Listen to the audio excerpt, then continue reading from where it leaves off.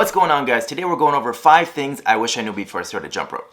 Now, for many of you guys who are sub to my channel and you know me personally, know that jump rope is something I got into fairly recently, over the last 15 or 16 months or so. And had I known what I know now back then I definitely would have got into it earlier, and it's a big regret of mine that I didn't, but it is what it is. It is what it is. So the first thing I wish I knew about jump rope before I started is how good it is at burning fat, especially if you're a beginner. Now, if you're anything like me, then lifting weights is extremely easy, but cardio, a little bit difficult to stick to. And I used to be somebody who used to do a lot of running, but unfortunately with myself, it's not something that I could stick to because it's not something that I found very entertaining. But when I switched it for 30 minutes of jump rope, I got incredible results, and I got to the point where I was losing too much fat to the point that I had to start eating more. So if you're a beginner, do not worry, you're actually going to be burning more calories than somebody who's more advanced. So definitely give it a try and see how it works out for you. I haven't finished my coffee, so let's head to the gym. Now, the second thing I wish I knew about jump rope is how much fun it is. Now, like I mentioned before, I used to do a lot of running. I also did stationary bike and other types of cardio, but I've never found anything as fun and as addicting as jump rope. There are so many different variations that take months and even years to learn, and while you're trying to master them, you don't even realize how many calories you're burning. And it is so addicting to the point that on my rest days, I still find myself jumping even though I shouldn't be.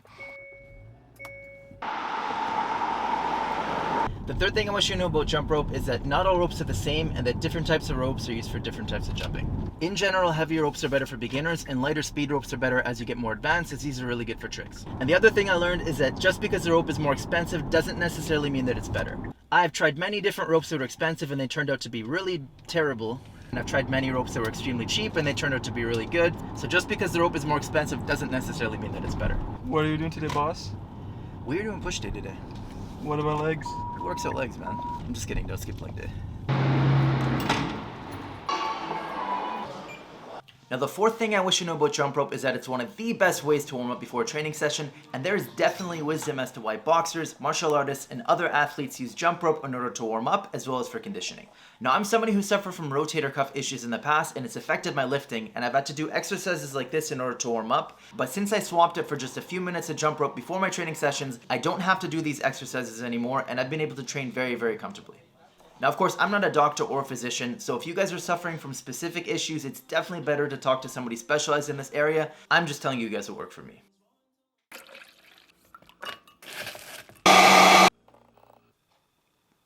Now, the fifth and final thing I wish I knew is that nobody, I repeat, nobody's good when they start out. Everybody starts out terrible. But if you practice consistently, you can get good very, very quickly. Now, I made the mistake in the past of trying out jump rope, not being able to jump over the rope more than once or twice, and then giving up completely, but I didn't realize that had I just practiced for a few weeks, I would have been jumping in no time. If you guys haven't already, I strongly recommend you to check out any of my transformation videos, and you guys are going to see, I was not very good when I started out, but of course with consistent practice, I was able to work up to where I am today. And realize, guys, that even still now at my level, I still make mistakes.